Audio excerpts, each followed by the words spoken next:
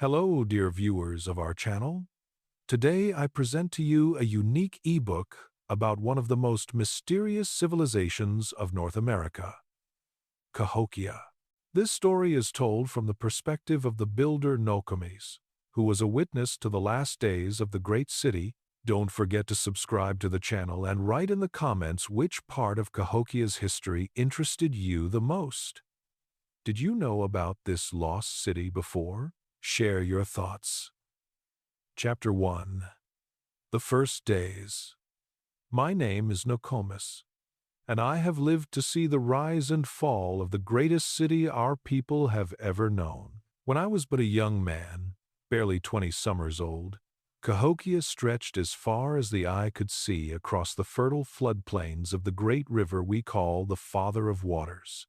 The year was 1050. By the count of the pale men who would come centuries later, though we measured time by the cycles of corn and the movements of the stars.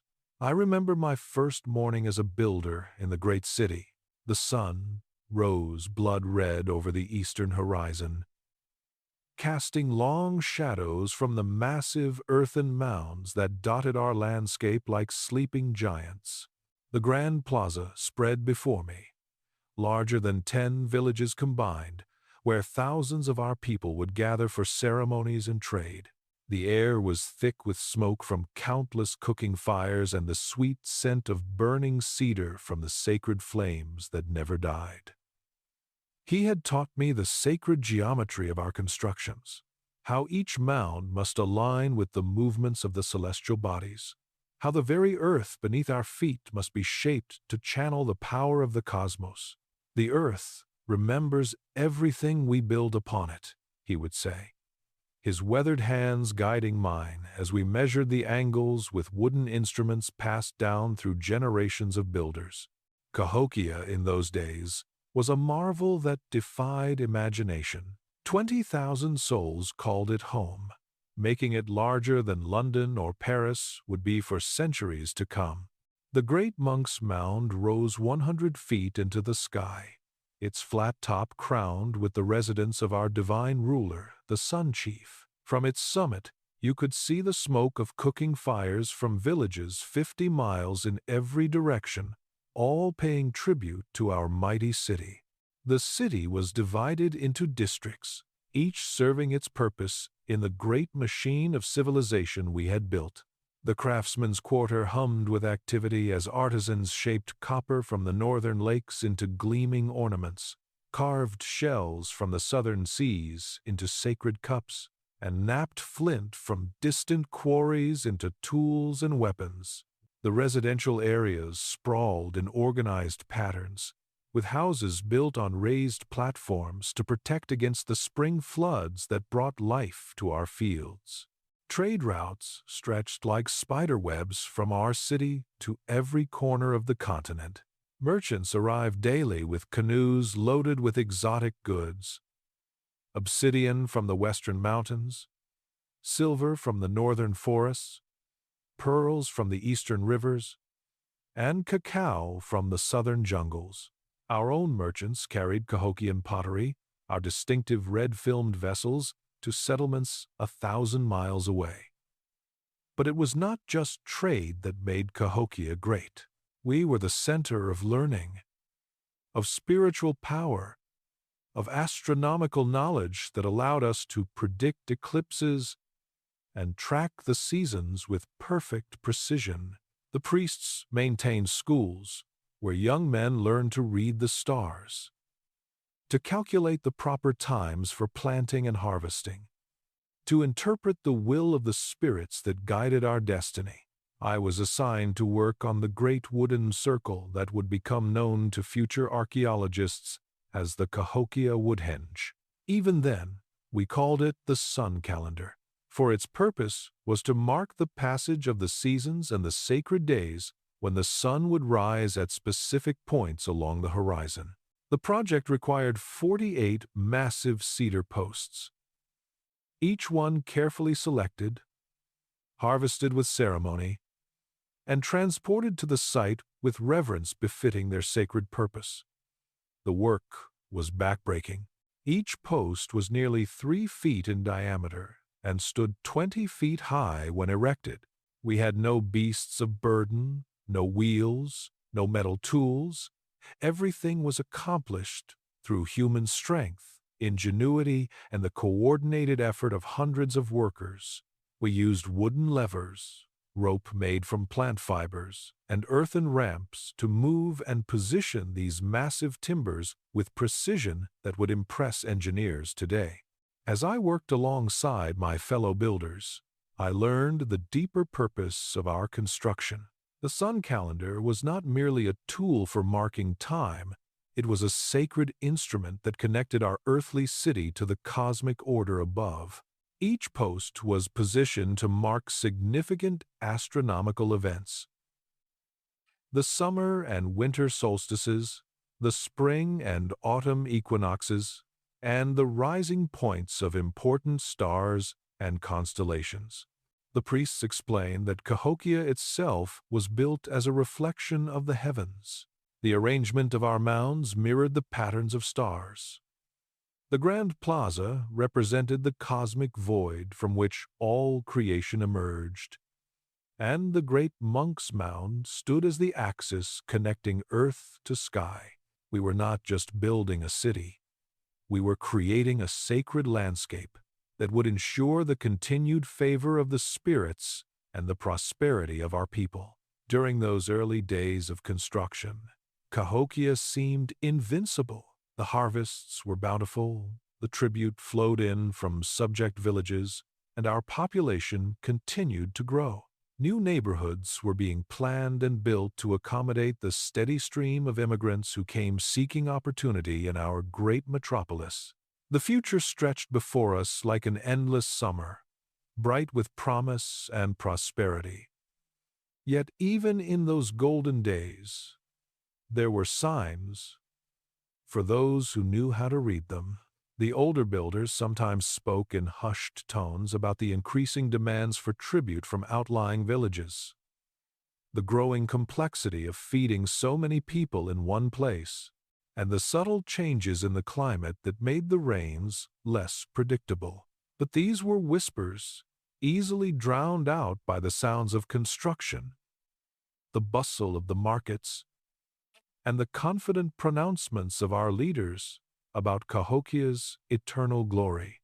I was young then, full of pride in our achievements and confidence in our destiny.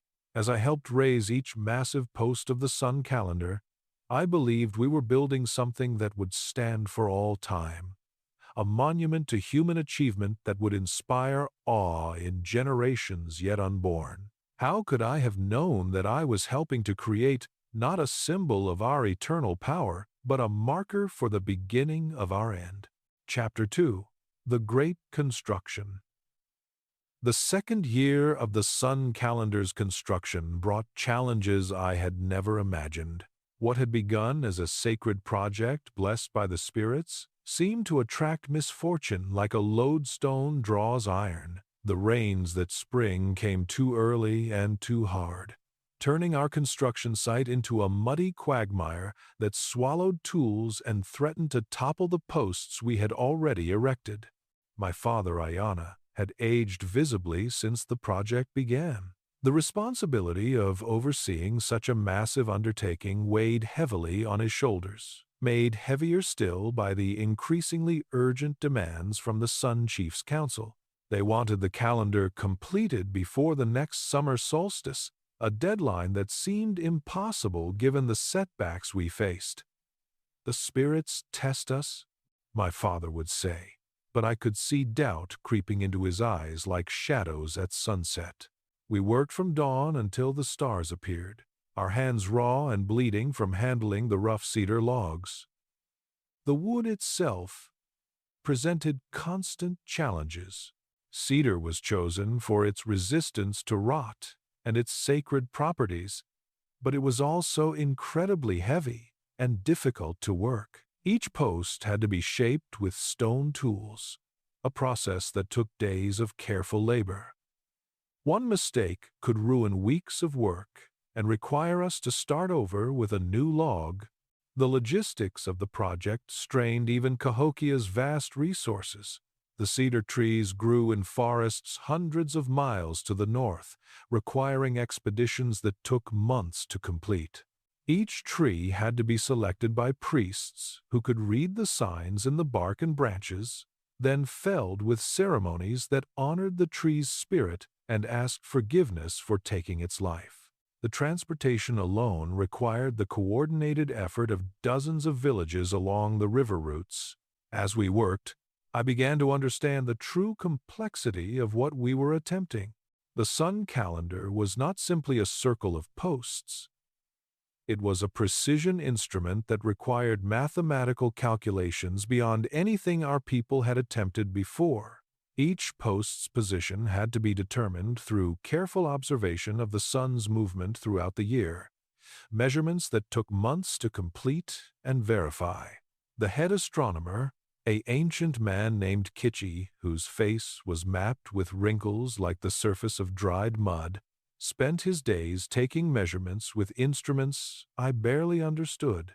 He used wooden staffs marked with precise notches, shadow boards that tracked the sun's path across the sky, and stone alignments that had been established by his predecessors generations earlier. His calculations determined not just where each post would stand, but the exact angle at which it must be tilted to create the proper sightlines. The physical challenges of the construction were matched by the spiritual demands placed upon us. Each phase of the work required specific ceremonies and offerings. Before we could dig the hole for a new post, the priests had to purify the ground with sacred smoke and bury offerings of tobacco, corn, and precious shells. The actual raising of each post was accompanied by chanting and drumming that could be heard throughout the city, calling upon the spirits to bless our work and ensure its accuracy. I remember the day we raised the central post, the one that would mark true north and serve as the anchor for all our other measurements. It was the largest of all the posts, nearly 4 feet in diameter and requiring the combined strength of 200 men to lift into position. The entire population of Cahokia seemed to gather in the Grand Plaza to witness the ceremony, their faces upturned toward the massive timber as it slowly rose against the sky. The Sun Chief himself presided over the ceremony, resplendent in robes of white deerskin decorated with copper ornaments that flashed like captured sunlight. His headdress was a marvel of featherwork, incorporating the plumes of birds from every corner of our trading network.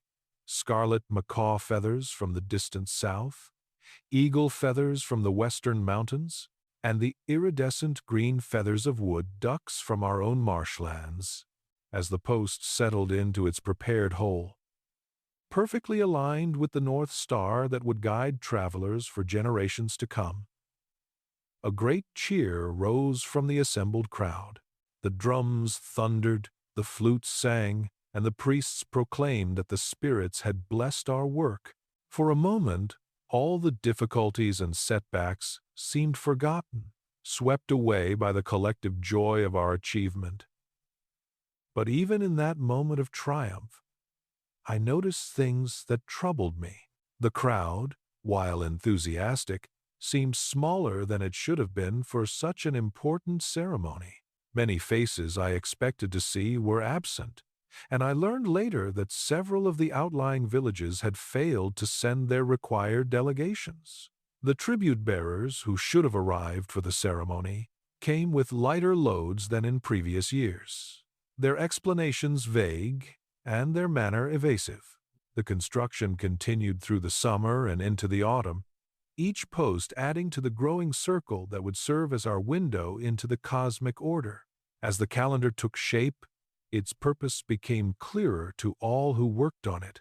Standing at the center of the circle, an observer could sight along specific posts to mark the rising and setting points of the sun throughout the year. The summer solstice sunrise would appear directly over one post, the winter solstice over another, and the equinoxes over still others. The precision required was extraordinary. A post positioned even a few inches off its proper location would throw off the entire calendar, making it useless for its intended purpose. We used techniques passed down through generations of builders, combined with innovations developed specifically for this project. Wooden measuring rods were crafted to exact specifications, their lengths verified against standard measures kept in the temple. Sight lines were established using fires lit at precise moments, their smoke columns serving as temporary markers until the permanent posts could be positioned. As autumn deepened into winter, the physical demands of the work intensified. The ground froze hard as stone, making it nearly impossible to dig the deep holes required for the remaining posts. We learned to build fires over the spots where we needed to dig, keeping them burning for days to thaw the earth enough for our tools to penetrate. The work became a race against time, with each passing day bringing us closer to the winter solstice deadline imposed by the Sun Chiefs Council. The workers themselves began to show signs of strain. Many had been laboring on the project for over a year, neglecting their own fields and families to serve the greater good of Cahokia. Food became a constant concern as the demands of feeding the construction crews competed with the need to maintain adequate stores for the winter months. Rations were reduced, and I began to see the hollow-cheeked look of hunger on faces that had once been full and healthy. Despite these hardships, we pressed on, driven by a combination of civic duty, spiritual obligation, and the increasingly urgent demands of our leaders. The sun calendar had become more than just a construction project. It was a symbol of Cahokia's power and sophistication, a demonstration to our own people and to visitors from distant lands that we possessed knowledge and capabilities beyond those of ordinary mortals. As the winter solstice approached, we worked frantically to complete the final posts. The last few were raised in ceremonies conducted by torchlight, the flames casting dancing shadows on the faces of the exhausted workers and creating an atmosphere of desperate urgency. When the final post was set in place, just 3 days before the solstice, we had achieved something remarkable. A precision instrument capable of tracking the movements of the heavens with accuracy that would not be surpassed for centuries to come. Chapter 3. Signs of Decline. The winter, following the completion of the sun calendar, was the harshest in living memory. Snow fell earlier and deeper than anyone could recall, and the cold seemed to seep into our very bones, refusing to release its grip even when we huddled close to our fires. The great river itself froze solid for the first time in generations, cutting off the trade routes that were the lifeblood of our city. I spent those long, dark months maintaining the wooden posts of our calendar, checking for signs of frost damage and ensuring that the precise alignments we had worked so hard to achieve remained true. It was during these solitary vigils that I first began to notice the changes creeping through Cahokia like a slow poison. The sounds of the city had grown quieter, the bustling energy that had once filled every corner now replaced by an uneasy stillness.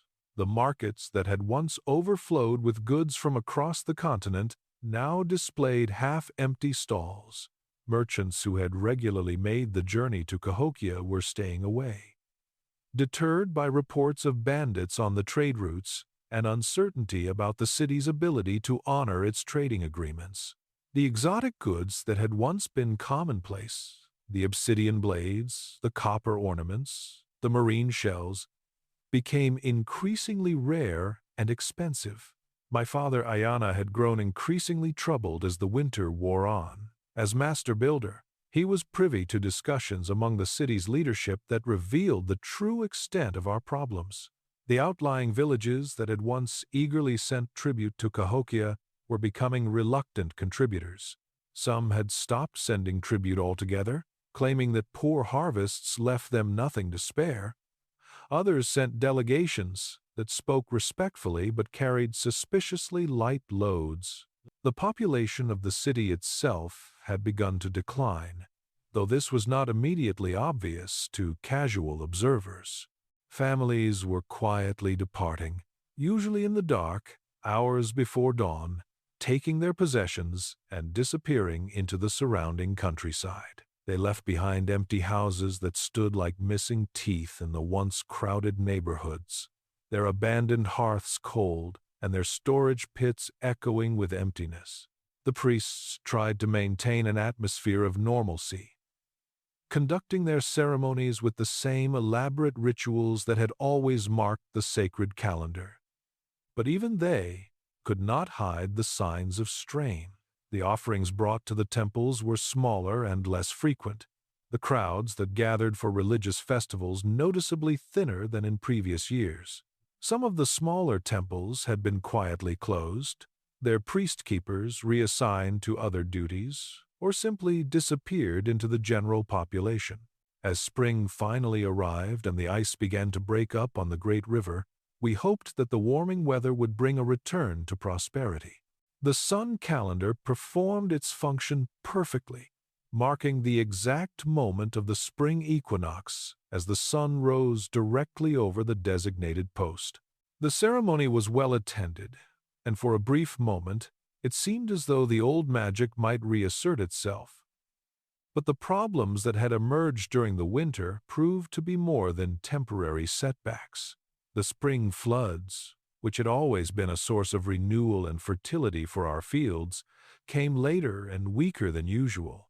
The river, that had once reliably overflowed its banks to deposit rich silt across our farmlands, barely rose above its normal level, leaving many fields dry and unsuitable for planting. The agricultural crisis that followed was unlike anything in our collective memory. Cahokia had always been blessed with abundant harvests, the fertile floodplains producing enough corn, beans, and squash to feed our large population with surplus left over for trade. But now, for the first time, we faced the prospect of genuine scarcity. The priests consulted their records and performed divination ceremonies, but their pronouncements offered little comfort. I remember walking through the residential districts during that difficult spring and seeing gardens that should have been green with young plants standing bare and brown. Families that had once taken abundance for granted were now carefully rationing their stored food, making calculations about how long their supplies might last. Children who had always been plump and healthy began to show the sharp angles of hunger in their faces. The Sun Chief's response to these mounting crises was to demand even greater displays of devotion and more elaborate ceremonies to appease the spirits. New construction projects were announced, including plans for additional mounds and ceremonial structures that would require enormous expenditures of labor and resources. The message was clear. Cahokia's problems were temporary, caused by insufficient piety, and could be solved through greater demonstrations of faith and power. But many of us who worked on these projects could see the contradiction at their heart. We were being asked to build monuments to prosperity while our people went hungry, to create symbols of power while our actual power waned. The irony was not lost on the workers who labored on these projects with empty bellies, their strength sapped by inadequate rations, even as they were expected to perform the same back-breaking work that had built the great city in its prime. The social fabric of Cahokia began to show signs of strain as well. The rigid hierarchy that had once seemed natural and beneficial started to generate resentment among those at the bottom. Workers grumbled about the disparity between their own meager meals and the elaborate feasts still enjoyed by the elite. Craftsmen complained about being forced to create luxury goods for the ruling class while their own families lacked basic necessities. I began to hear whispered conversations in the work crews, discussions that would have been unthinkable just a few years earlier. Men spoke openly about the failures of leadership, questioning decisions that had once been accepted without debate. Some even dared to suggest that the Sun Chief himself might be losing the favor of the spirits, a thought so heretical that it would have meant death if spoken aloud in earlier times. The outlying villages that had once looked to Cahokia for leadership and protection began to assert their independence more boldly. Tribute payments became irregular, and some communities stopped sending representatives to the great ceremonies altogether. When confronted about these failures, village leaders offered excuses about poor harvests and local difficulties, but their tone had changed from apologetic to defiant. Trade relationships that had been carefully cultivated over generations began to deteriorate as well. Merchants who had once competed for the privilege of trading in Cahokia's markets now found more profitable opportunities elsewhere. New trading centers were emerging along the river networks. Smaller settlements that could offer better terms and more reliable partnerships than our increasingly troubled city. As summer progressed, the agricultural situation continued to worsen. The crops that had been planted in the spring struggled in the unusual weather patterns, with some areas receiving too little rain while others were flooded by sudden, violent storms. The careful agricultural system that had supported our large population for centuries seemed to be breaking down, unable to adapt to the changing conditions. The sun calendar continued to function perfectly, marking each significant astronomical event with precision. But its very accuracy seemed to mock our declining fortunes, a reminder of what we had once been capable of achieving. As I performed my daily maintenance duties, checking the alignment of the posts and clearing away debris, I could not help but wonder whether we had built our masterpiece just in time to witness our civilization's collapse. Chapter 4. The Hungry Times. By the third year after the sun calendar's completion, hunger had become a constant companion in Cahokia. The morning mist that rose from the great river no longer carried the rich aromas of cooking food from thousands of hearths. Instead, the air held the acrid smell of desperation, smoke from fires fed with whatever could burn, the sour odor of spoiled grain being consumed anyway, and the underlying scent of a city slowly starving. I had grown thin myself, my once powerful frame reduced to sinew and bone. My hands, which had once been steady enough to measure the precise angles required for the sun calendar, now trembled from weakness. But I was fortunate, compared to many others. As a builder with essential skills, I still received regular rations, meager though they were. The common laborers, the elderly, and the children suffered far more than I did. The great storage mounds that had once held enough grain to feed the city through multiple bad harvests were now nearly empty.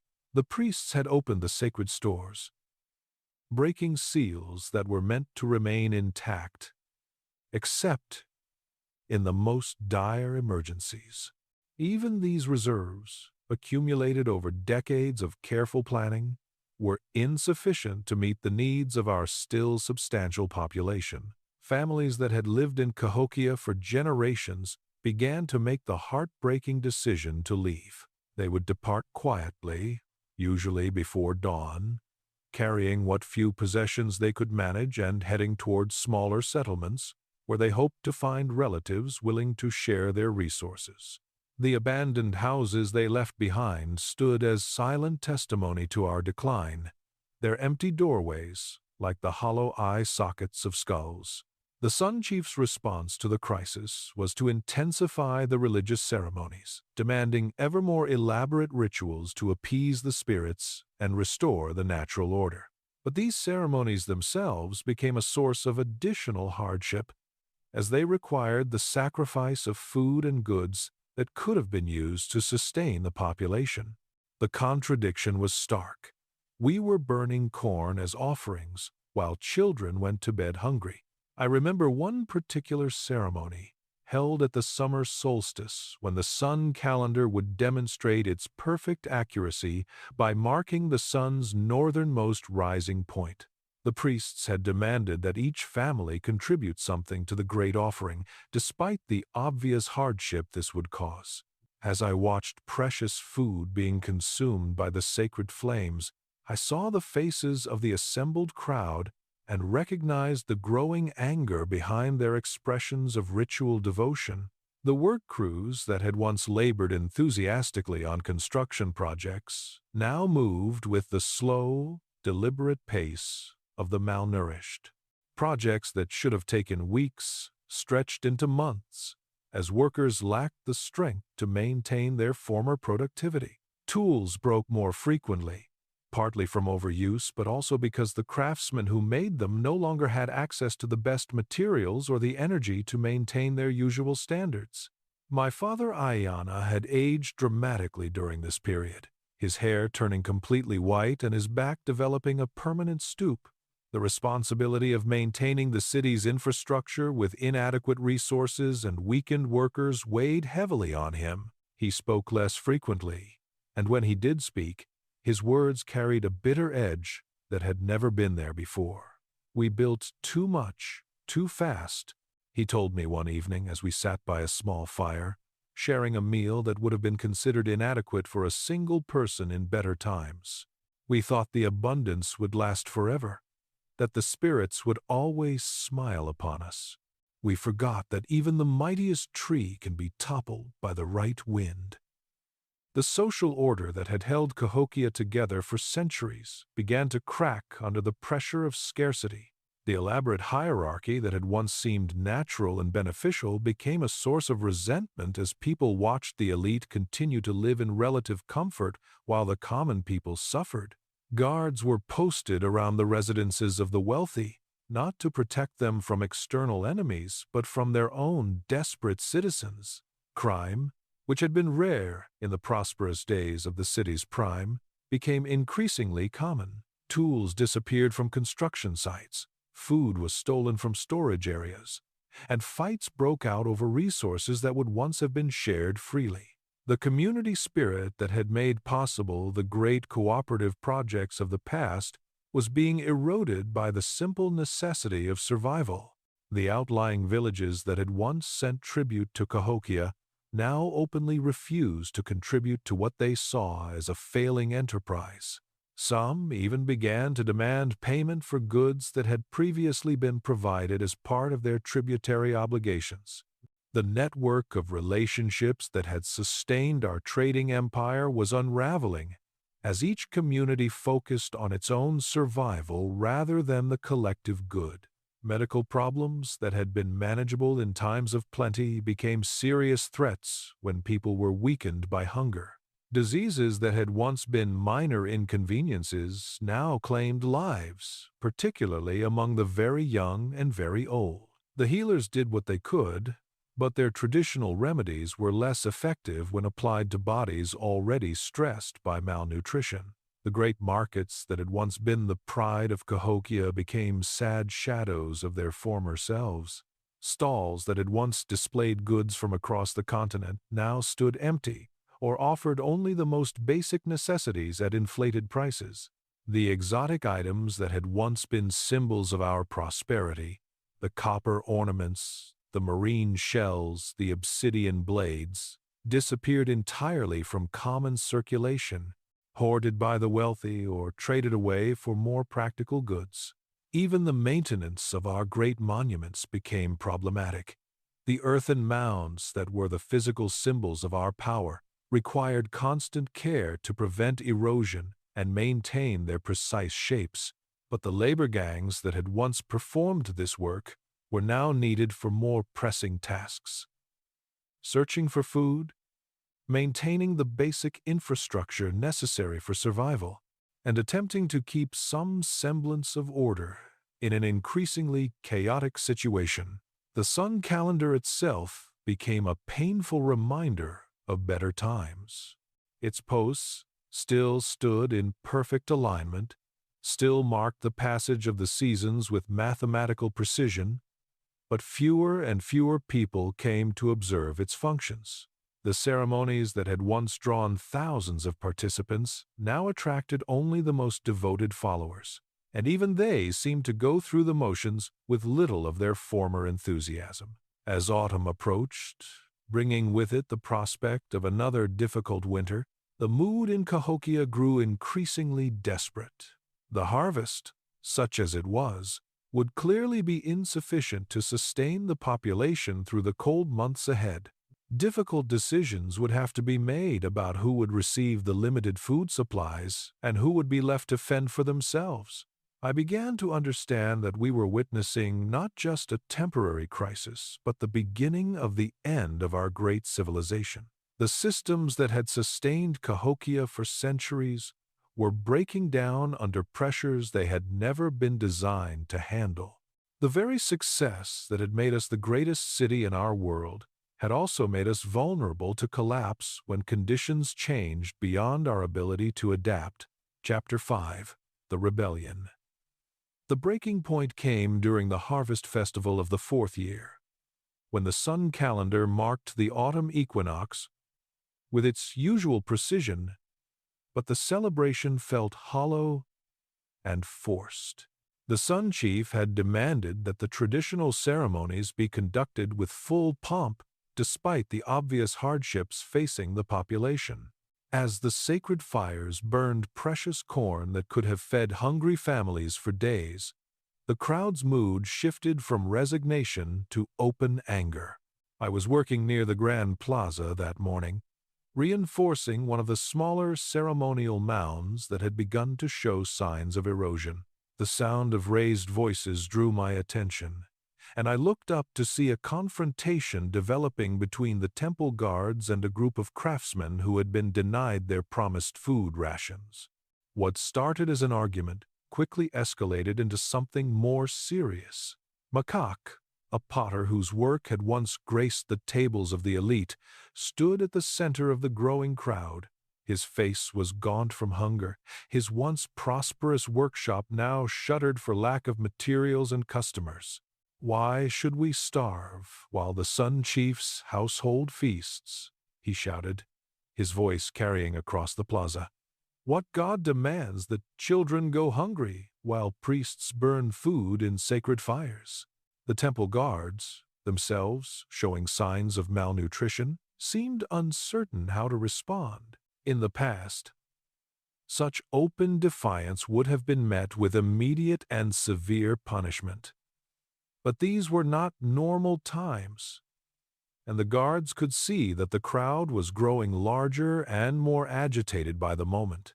Some of them were probably sympathetic to the protesters' complaints, having families of their own who were suffering from the same shortages. My father, Ayana, appeared beside me, his face grave as he watched the confrontation unfold. "This was inevitable," he said quietly. "You cannot ask people to build monuments to prosperity while their children waste away from hunger. The spirits themselves must be disgusted by such hypocrisy." The situation deteriorated rapidly when one of the younger guards, perhaps trying to assert authority or simply panicking under pressure, struck Makak with his wooden club. The potter fell to the ground, blood streaming from a gash on his forehead, and the crowd's anger exploded into violence. What had been a protest became a riot in the space of a few heartbeats. The crowd surged toward the temple complex, overwhelming the small guard force and breaking into the sacred storage areas where emergency food supplies were kept. I watched in fascination and horror as people who had spent their entire lives respecting the sanctity of religious spaces now ransacked them in desperate search of sustenance. Sacred vessels were overturned, ceremonial objects trampled underfoot, and the carefully maintained order of centuries was shattered in moments. The Sun Chief's response was swift and brutal. Warriors were summoned from the outlying districts, men who had not been weakened by the hunger that plagued the city's population. They arrived with weapons and a mandate to restore order at any cost. The confrontation that followed was unlike anything Cahokia had ever experienced.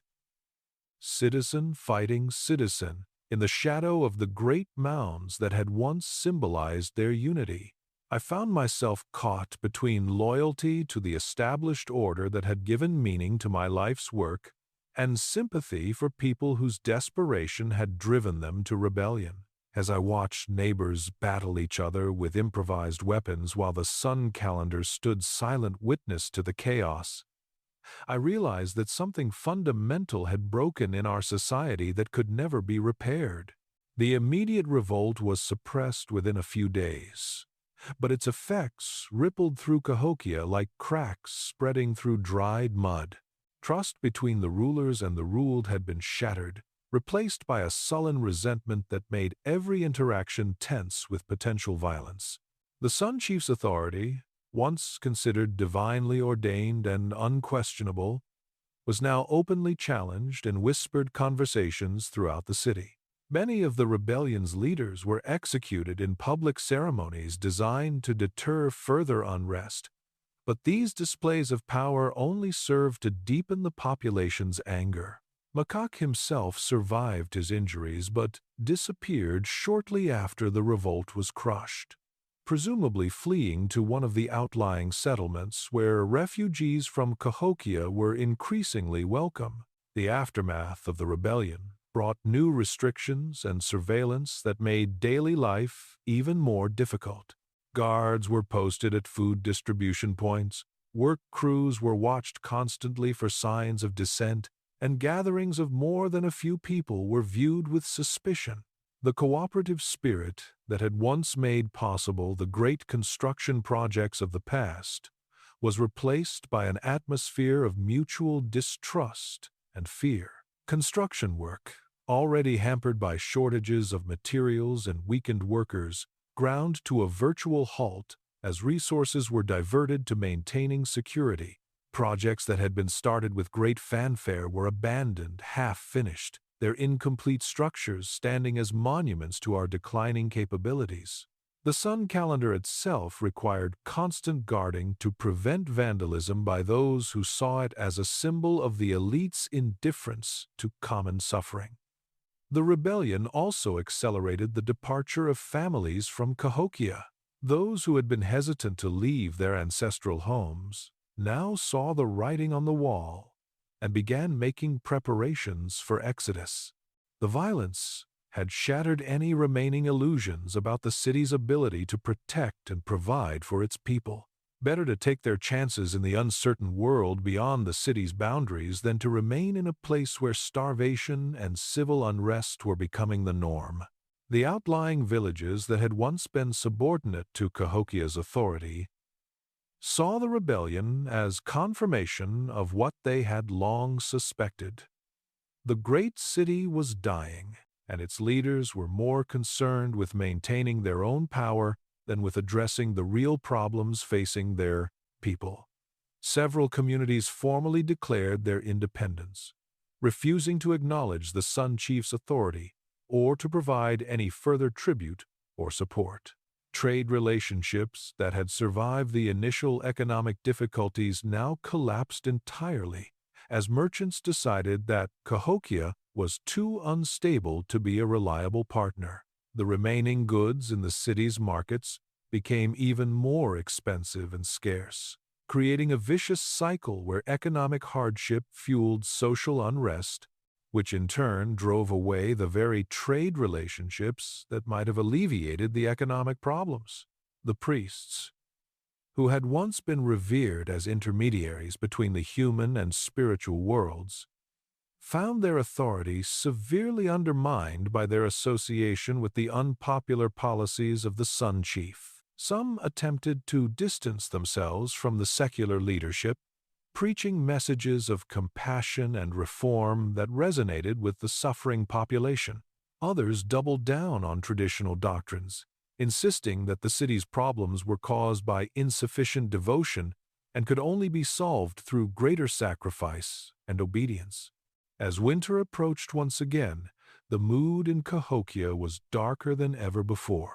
The rebellion had been crushed, but the conditions that had caused it remained unchanged. If anything, they had worsened as resources were diverted to security measures and the population continued to decline through emigration and death. The great city that had once been a beacon of civilization was becoming a hollow shell, maintained by force rather than by the willing cooperation of its people.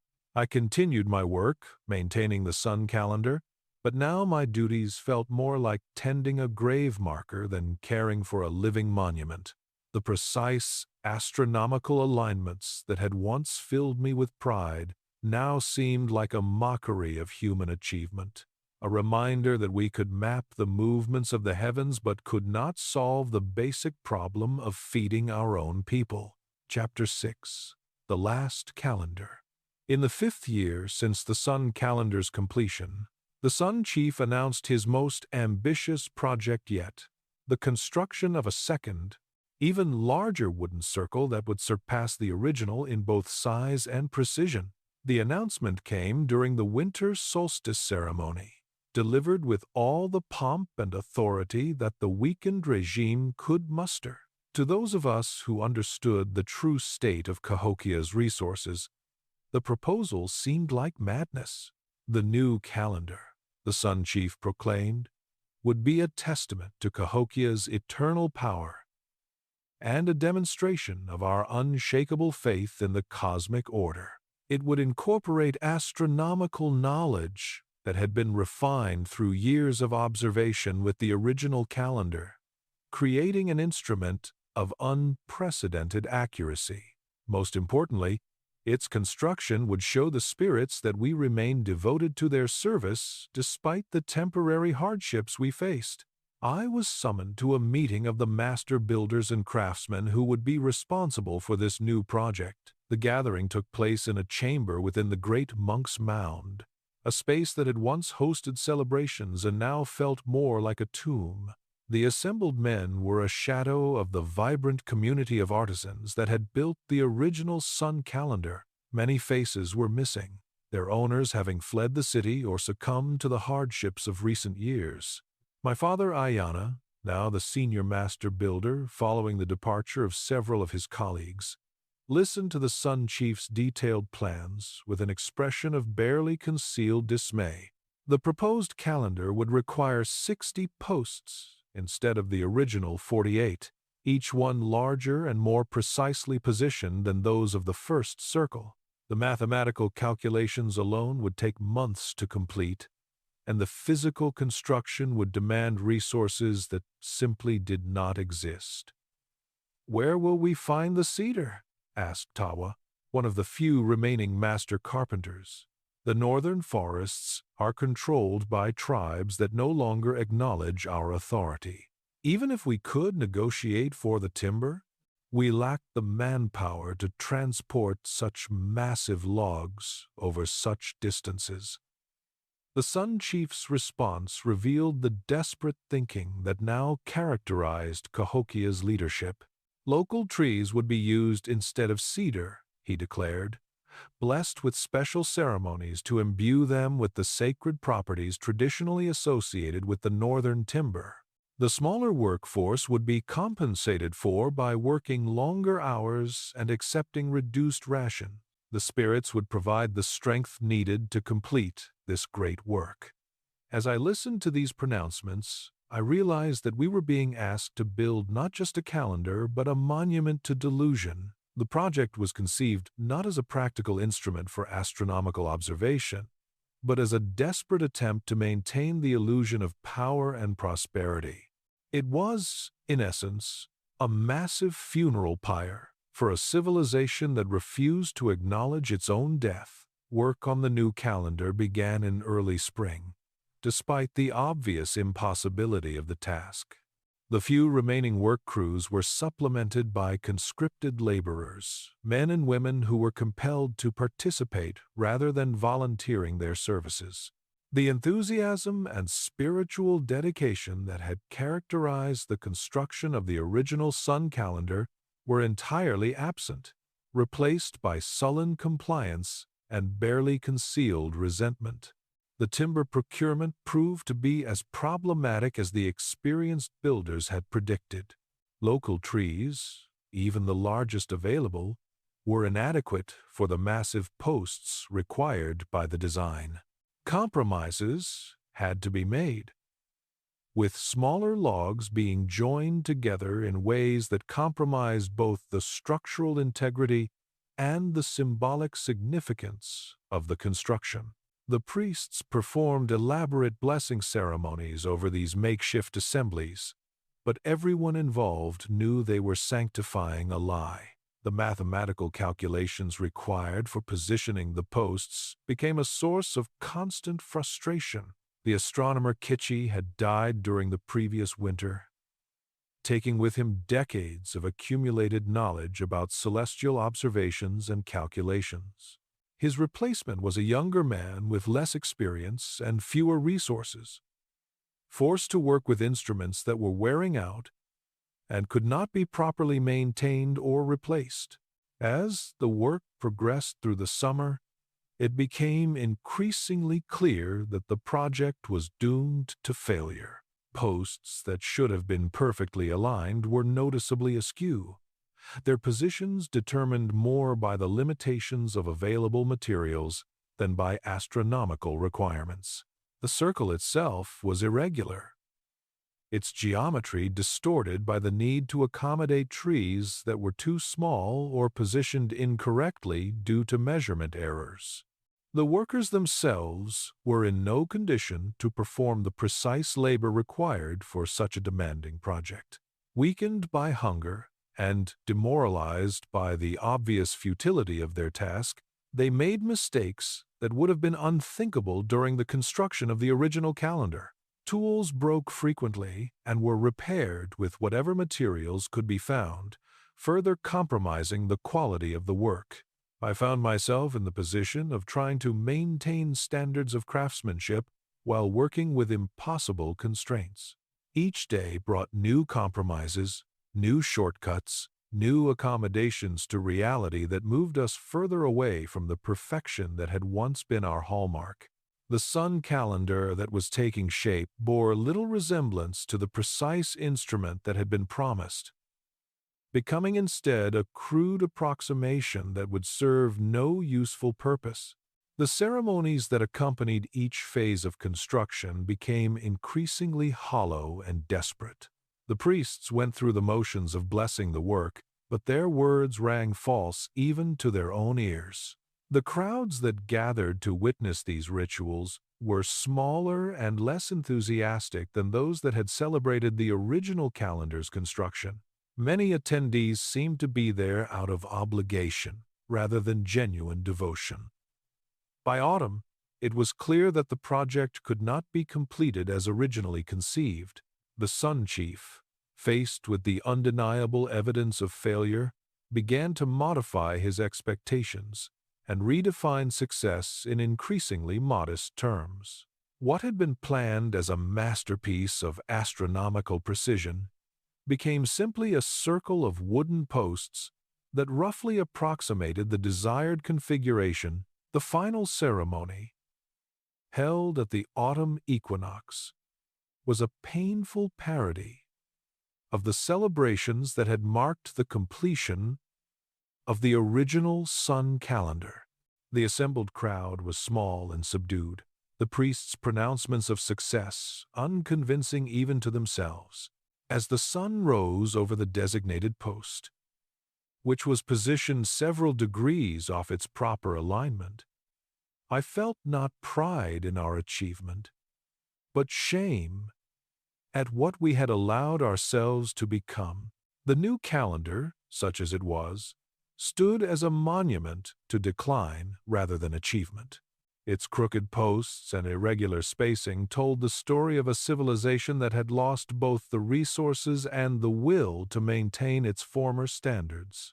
Visitors from other settlements, Seeing this crude construction alongside the precision of the original sun calendar, could not help but draw conclusions about Cahokia's diminished capabilities. In the months that followed, the second calendar began to deteriorate rapidly. The inferior materials and hasty construction methods proved inadequate to withstand the weather, and posts began to rot, lean, and eventually fall. No resources were allocated for maintenance, and the structure was allowed to decay as a visible symbol of our failure. The contrast between the two calendars became a powerful metaphor for Cahokia's trajectory. The original sun calendar, built during our period of greatest prosperity and confidence, continued to function with the precision of a finely crafted instrument. The second calendar, conceived in desperation and executed with inadequate resources, crumbled before our eyes like the civilization that had created it. Chapter 7. The Flight of Nations. The Exodus began in earnest during the 6th winter after the sun calendar's completion. When the failure of the second calendar project had made it impossible to maintain any illusions about Cahokia's future, entire neighborhoods emptied within days as families packed their few remaining possessions and departed for destinations unknown. The morning mist that rose from the great river now carried the sounds of departure, the creak of travois wheels, the quiet conversations of people saying final farewells, and the hollow echoes of footsteps in increasingly empty streets. I watched from my position, maintaining the original sun calendar as the Great Migration unfolded. Families that had lived in Cahokia for generations made the heartbreaking decision to abandon their ancestral homes and seek new lives elsewhere. They moved like ghosts in the pre-dawn darkness, carrying bundles of clothing and tools, leading children who looked back with confused eyes at the only home they had ever known. The pattern of departure was not random, but followed the ancient kinship networks that had originally brought people to Cahokia. Families with connections to the northern forests headed upstream along the great river, hoping to find refuge among relatives in the timber-rich regions. Those with ties to the eastern woodlands followed the tributary rivers toward the rising sun, while others struck out across the prairie toward the western mountains, where they had heard of new opportunities. My own family faced this terrible choice as well. My father, Aiyana, despite his advanced age and declining health, was determined to remain in Cahokia until the end. "I have given my life to building this city," he told me one evening as we shared our meager rations. "I will not abandon it now, even if staying means dying here. But you are young, Nokomis. You have skills that will be valued wherever you go. You should leave while you still can." The decision tore at my heart. Everything I had ever known and loved was in Cahokia. The great mounds that had shaped the horizon of my childhood, the workshops where I had learned my craft, the sun calendar that represented the pinnacle of our civilization's achievement. But I could also see the writing on the wall as clearly as anyone else. The city was dying, and those who remained would die with it. The departure of so many people created a cascade of problems that accelerated Cahokia's decline. Essential services that had been maintained by community cooperation began to break down as there were simply not enough people left to perform all the necessary tasks. The complex irrigation systems that had supported our agriculture fell into disrepair. The roads and pathways became overgrown with weeds, and the great mounds themselves began to show signs of erosion as the work crews that had maintained them dispersed. The Sun Chief's response to the Exodus was to issue increasingly desperate proclamations forbidding people to leave and threatening severe punishments for those who attempted to abandon the city. But these edicts were largely ignored. partly because there were no longer enough loyal followers to enforce them, and partly because people had lost faith in the leadership's ability to solve their problems. The authority that had once seemed absolute and divinely ordained was revealed to be powerless in the face of mass desperation. Trade relationships that had sustained Cahokia for centuries collapsed entirely, as merchants found it impossible to conduct business in a city where the population was constantly shrinking and the leadership was increasingly unstable. The few goods that still arrived were immediately hoarded by those with the resources to purchase them, creating a black market economy that operated outside the traditional systems of exchange and reciprocity. The outlying villages that had once been part of Cahokia's sphere of influence now openly welcomed refugees from the dying city, seeing them as valuable additions to their own communities. Skilled craftsmen, experienced farmers, and knowledgeable builders were particularly sought after, their expertise helping to strengthen settlements that had previously been dependent on Cahokia for leadership and innovation. Some of these refugee communities began to develop into significant settlements in their own right, creating a network of smaller cities that replaced the centralized system that had been centered on Cahokia. These new communities often incorporated the best aspects of Cahokian civilization: the agricultural techniques, the astronomical knowledge, the craft traditions, while avoiding the mistakes that had led to our downfall. I began to hear reports from travelers about these emerging settlements, descriptions that filled me with both hope and sadness. Hope because they represented the continuation of our cultural achievements in new forms. Sadness because they highlighted how thoroughly Cahokia itself had failed to adapt to changing circumstances. We had been so invested in maintaining our existing systems that we had been unable to evolve when evolution became necessary for survival. The physical infrastructure of Cahokia began to deteriorate rapidly as the population declined. Buildings that had been carefully maintained for generations were abandoned to the elements, their thatched roofs collapsing and their wooden frameworks rotting away. The great plazas that had once hosted thousands of people for ceremonies and markets became overgrown with grass and weeds, their carefully maintained surfaces broken by frost and erosion. Even the great Monks Mound, the symbolic heart of our civilization, began to show signs of neglect. The elaborate structures on its summit, which had housed the Sun Chief and his court, were gradually abandoned as the remaining population concentrated in the lower areas of the city where resources could be more easily shared and defended. The pathways that had once carried a constant stream of pilgrims and officials became overgrown and difficult to navigate. The sun calendar itself became a lonely monument in an increasingly empty landscape. The ceremonies that had once marked each significant astronomical event were reduced to small gatherings of the most devoted followers, their voices echoing hollowly in spaces that had once been filled with thousands of participants. The precision of the instrument seemed almost mocking in its perfection, a reminder of capabilities we no longer possessed. As spring arrived and the migration continued, I made my own decision about whether to stay or go. The choice was made easier by a conversation with Ayana, who had grown increasingly frail over the winter months. "The sun calendar will need someone to maintain it," he told me.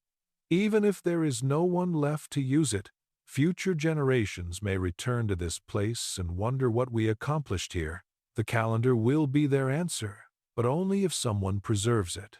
I realized that my father was giving me permission to leave, while also ensuring that our greatest achievement would not be completely abandoned. The sun calendar had become more than just an astronomical instrument. It was a repository of knowledge and a testament to human capability that deserved to survive, even if the civilization that created it did not. The decision to remain in Cahokia, at least for the time being, was both a commitment to preserving our legacy and an acceptance of the likelihood that I would witness the final collapse of everything I had known and loved. As I watched another group of families depart in the early morning light, their figures disappearing into the mist like spirits returning to the other world, I understood that I was choosing to be a chronicler of endings rather than a participant in new beginnings. Chapter 8. The Empty City.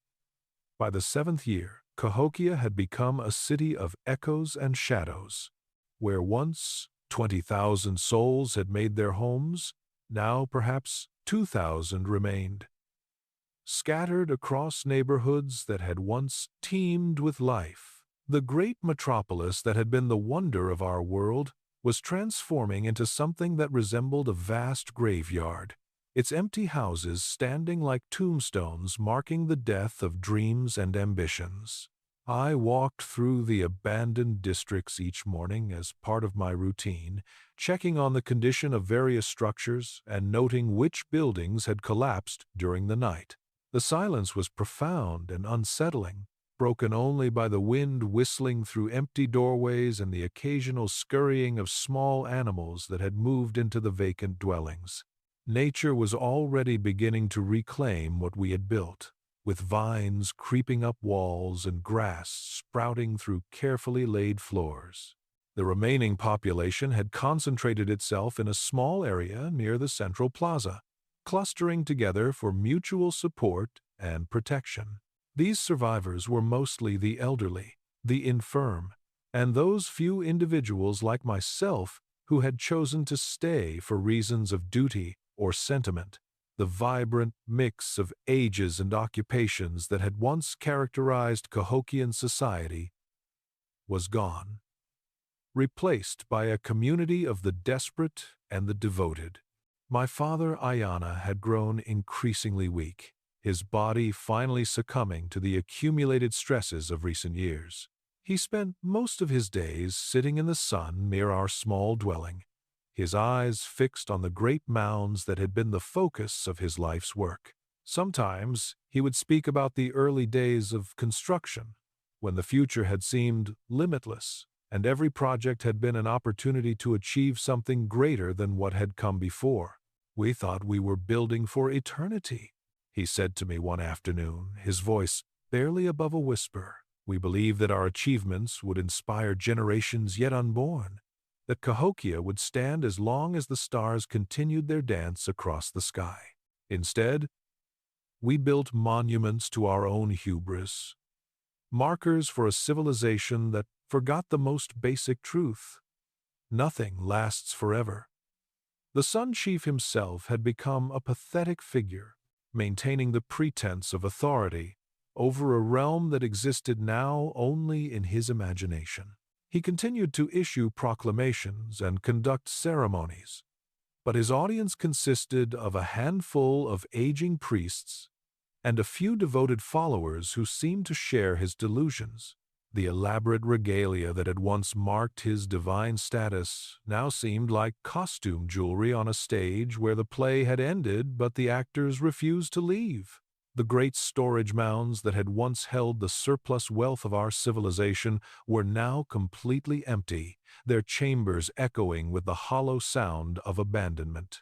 The sophisticated distribution systems that had ensured every citizen received adequate food had collapsed along with the population they were designed to serve. Those who remained survived on whatever they could forage, hunt, or grow in small garden plots scattered throughout the empty city.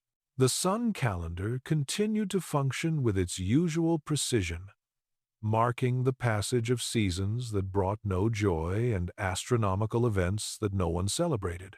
I maintained it faithfully, checking the alignment of the posts and clearing away debris, but the work felt increasingly futile. What was the point of preserving an instrument for measuring time when time itself seemed to have stopped for Cahokia? Visitors to the city became increasingly rare, and those who did arrive were usually refugees seeking relatives who had already departed, or traders hoping to salvage valuable items from the abandoned buildings. These outsiders looked upon our empty streets and crumbling structures with a mixture of awe and horror, struggling to reconcile the grandeur of our architecture with the obvious signs of collapse and abandonment. Some of these visitors brought news of the outside world, reports that painted a picture of rapid change and adaptation in the regions beyond Cahokia's former influence. New settlements were thriving, trade networks were being reorganized, and innovative approaches to agriculture and governance were being developed. The world was moving on without us, creating new forms of civilization that learned from our mistakes while building on our achievements. The contrast between these reports of external vitality and our own stagnation was deeply painful. We had once been the center of innovation and progress, the place where new ideas were developed and disseminated across the continent. Now we were becoming a cautionary tale, an example of how even the mightiest civilizations could fall when they failed to adapt to changing circumstances.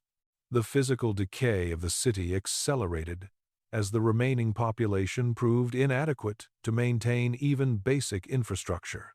The carefully engineered drainage systems that had protected us from flooding became clogged with debris and began to fail, creating swampy areas where mosquitoes bred and disease flourished.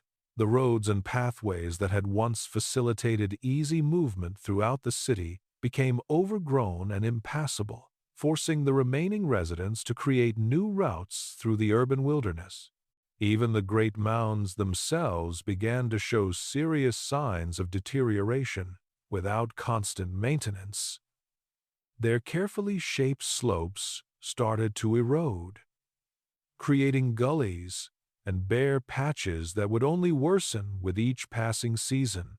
The structures that had crowned these earthen monuments collapsed or were dismantled by scavengers seeking building materials, leaving the mounds looking like truncated pyramids reaching toward an indifferent sky.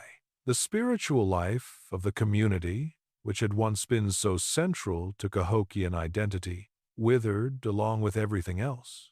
The elaborate ceremonies that had marked our calendar became simple gatherings of a few dozen people, their voices lost in the vast spaces that had once echoed with the chants of thousands.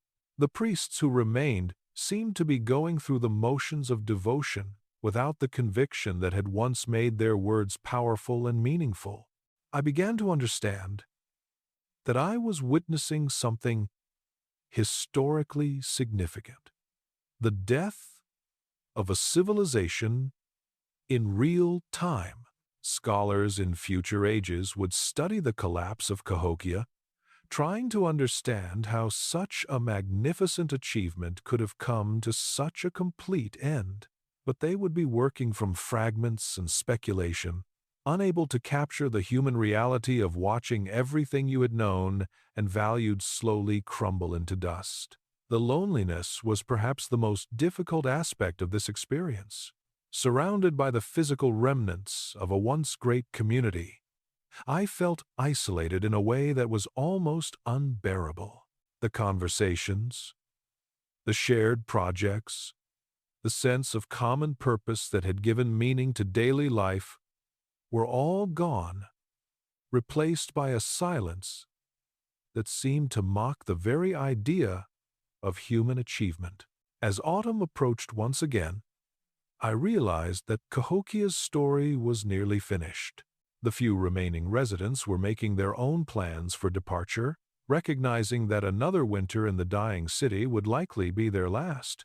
The great experiment in urban civilization that had flourished for centuries was finally coming to its inevitable end, leaving behind only ruins and memories to mark what had once been the greatest city in our world. Chapter 9. The Final Days. The 8th winter was the harshest I had ever experienced.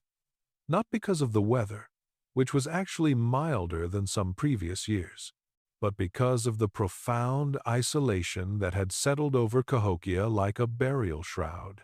Fewer than 500 people remained in the city that had once housed 20,000, and many of these were making preparations for their own departure when spring arrived. The great metropolis was dying not with violence or catastrophe, but with a quiet whimper that somehow seemed more tragic than any dramatic ending could have been. My father Ayana passed away during the coldest month, his body finally succumbing to the accumulated hardships of recent years.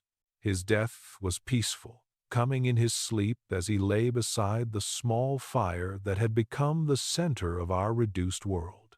I buried him in the shadow of the great Monks Mound, in soil that had been shaped by his own hands during the glorious days of construction.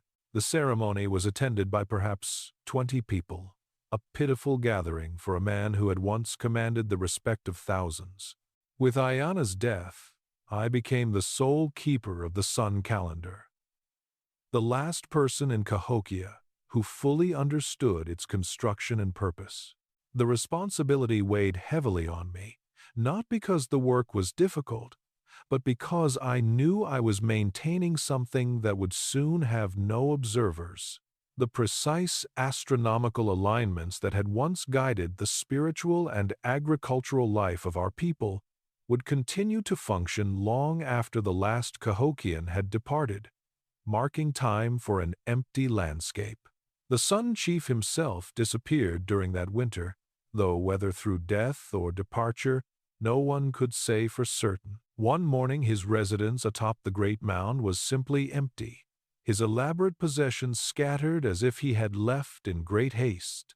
Some said they had seen a small group traveling north along the river in the darkness, but others insisted that the divine ruler had simply ascended to join the spirits he claimed to serve.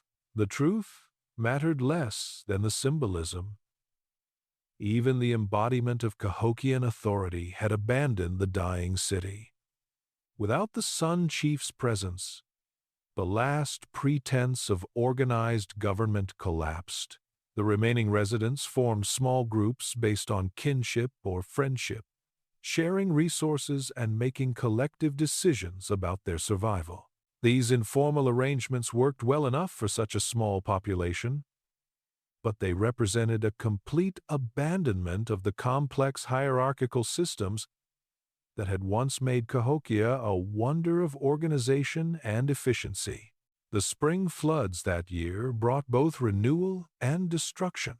The great river, swollen by melting snow and heavy rains, overflowed its banks and inundated large sections of the abandoned city.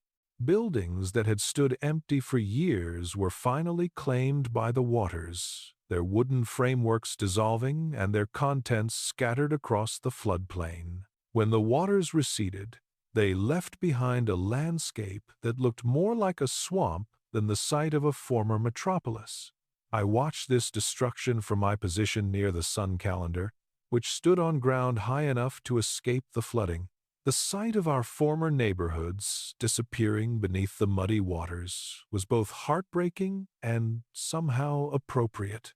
Nature was reclaiming what we had borrowed from it, erasing the evidence of our temporary mastery over the landscape. The cycle of creation and destruction that we had tried to transcend through our monuments and ceremonies was asserting its ancient authority. The few families that had planned to remain through another year changed their minds after witnessing the flood's devastation. The practical difficulties of surviving in a city where basic infrastructure no longer functioned had become insurmountable. One by one, they made their farewells and departed for destinations where they hoped to rebuild their lives among people who still believed in the possibility of a future. By midsummer, I found myself virtually alone in Cahokia. Perhaps 50 people remained scattered throughout the vast urban area, but they were so dispersed that I might go days without seeing another human being. The silence was complete and profound, broken only by the sounds of wind, water, and the small animals that had moved into the abandoned structures. The great plazas that had once echoed with the voices of thousands now hosted only the calls of birds and the rustle of grass growing through the carefully laid stones. I established a routine that helped maintain my sanity during this period of complete isolation. Each morning I would check the alignment of the sun calendar's posts, a task that took only minutes but provided a sense of purpose and continuity. I would then walk through different sections of the abandoned city, noting changes and collecting useful items from buildings that were collapsing or being reclaimed by vegetation. In the evenings, I would sit by my fire and try to remember the stories my father had told me about Cahokia's glorious past. The sun calendar itself became my closest companion during these lonely months. Its posts stood as silent sentinels marking the passage of time, their shadows moving across the ground with the same precision they had displayed when thousands of people gathered to witness their function. The summer solstice came and went without ceremony, marked only by my solitary observation of the sun rising over the designated post. The autumn equinox passed in similar silence, a perfect astronomical event, witnessed by an audience of one. As winter approached once again, I realized that I would soon have to make my own decision about departure. The practical challenges of surviving alone in an abandoned city were becoming overwhelming. My stores of food were inadequate for the cold months ahead, and the physical demands of maintaining even basic shelter were beyond what one person could manage. More importantly, I had begun to understand that my presence in Cahokia was serving no useful purpose beyond satisfying my own sentimental attachment to the place. The decision was made easier by the arrival of a small group of travelers who had come to see the ruins of the great city they had heard about in distant settlements. They were amazed by the scale of our abandoned monuments and fascinated by the sun calendar, which they recognized as a remarkable achievement even in its current state of neglect. Their leader, a trader named Enepe who had visited Cahokia during its prosperous years, offered to take me with them when they departed. "There is nothing left for you here," Enepe told me, as we stood together in the center of the sun calendar, watching the sun set over the empty city. "Your skills as a builder are needed in the living world, not wasted in this monument to the dead. Come with us and help create something new instead of mourning what is gone forever." That night, I made my final preparations for departure. I gathered the few possessions that had any practical value and prepared a bundle that I could carry on the long journey ahead. I also created a detailed record of the sun calendar's construction and alignment, scratching the information onto pieces of bark that I hoped might someday be useful to future scholars or builders who might want to understand what we had accomplished. My last act in Cahokia was to place a specially prepared log at the base of the sun calendar's central post. This log, which would later be discovered by archaeologists and called the Mitchell log, contained my own record of the city's final years, carved in symbols that told the story of our decline and fall. It was my gift to the future, a message from the last witness to Cahokia's greatness, explaining how even the mightiest civilizations could crumble when they failed to adapt to changing circumstances. As dawn broke on my final day in Cahokia, I took one last look at the sun calendar, standing in perfect alignment with the rising sun. The instrument continued to function with the precision of a masterwork, marking time for an empty landscape with the same accuracy it had displayed when it served a thriving civilization. It was both a monument to human achievement and a reminder of human limitations, a testament to our ability to create beauty and meaning in a world that ultimately belonged to forces beyond our control. Chapter 10. The Legacy of Cahokia. I left Cahokia On a morning when the autumn mist rose from the great river, like the spirits of all who had lived and died in our magnificent city, walking away from the sun calendar for the final time, I carried with me not just my few possessions but the weight of an entire civilization's memory. Behind me, the empty mounds stood as silent monuments to human ambition and achievement, while ahead lay an uncertain future in a world that was already forgetting what we had accomplished. The journey with Ennepe's trading party took us north, along the great river, through landscapes that had once been dotted with villages paying tribute to Cahokia's authority. Many of these settlements had grown larger and more prosperous since gaining their independence, their populations swelled by refugees from our dying city. I was welcomed in these communities as a keeper of valuable knowledge, someone who could teach the astronomical and engineering skills that had made Cahokia great. In the village of Cahokia, I helped design a smaller version of the sun calendar, adapted to the needs and resources of a community that numbered in the hundreds rather than thousands. The project brought back memories of the great construction in Cahokia, but it also demonstrated how our achievements could be scaled down and adapted to different circumstances. The knowledge we had developed was not lost. It was being transformed and preserved in new forms.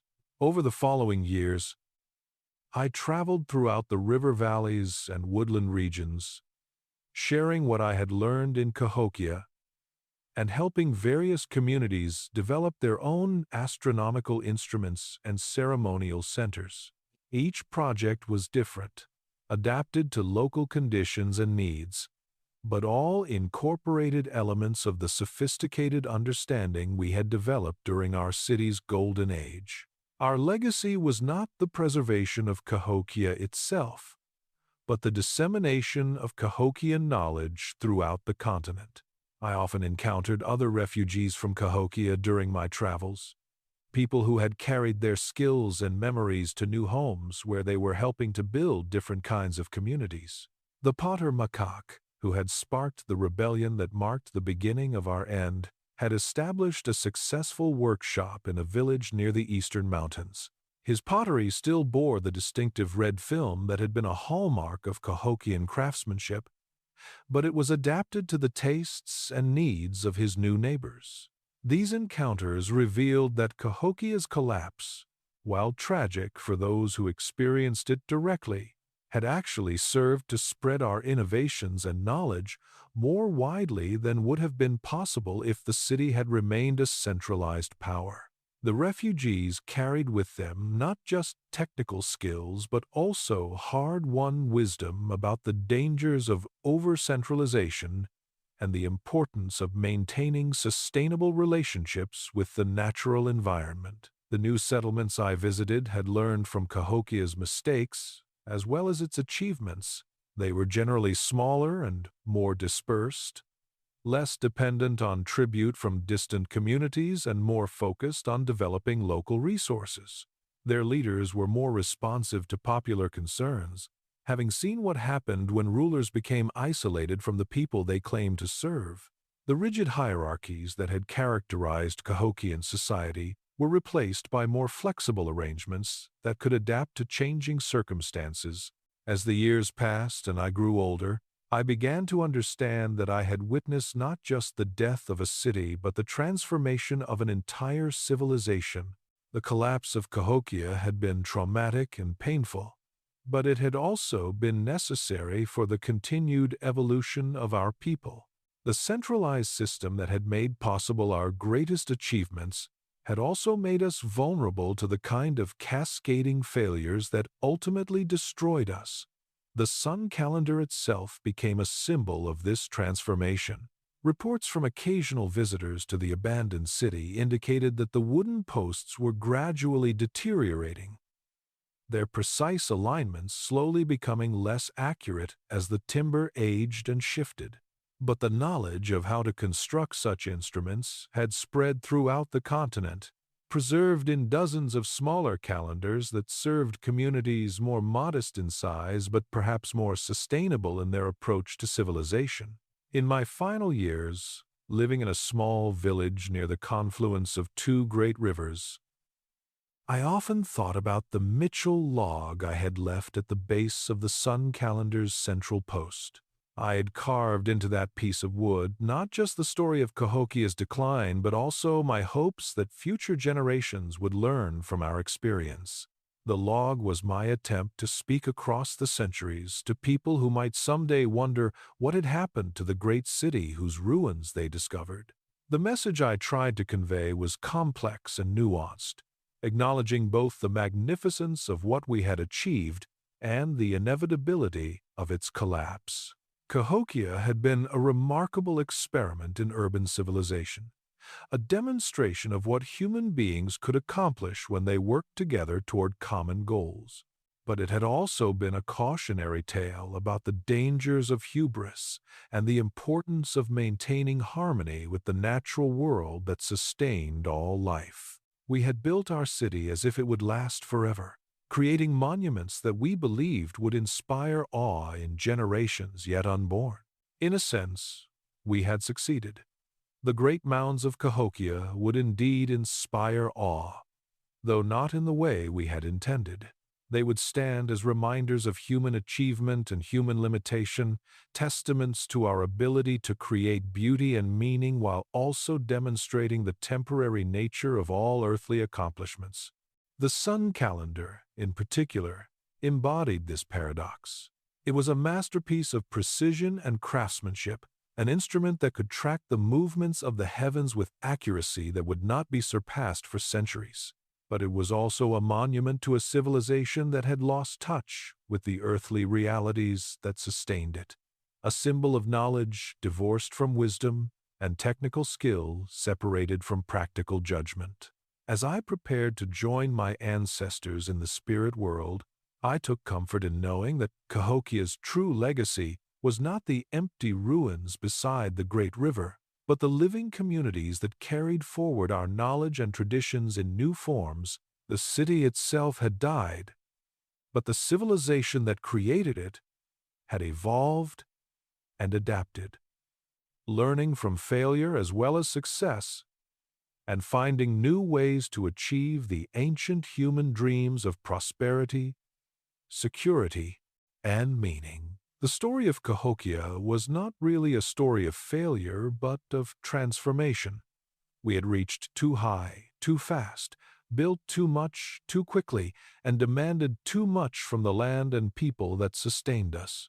But in falling, we had scattered seeds of knowledge and wisdom that would grow into new forms of civilization better adapted to the realities of an ever-changing world.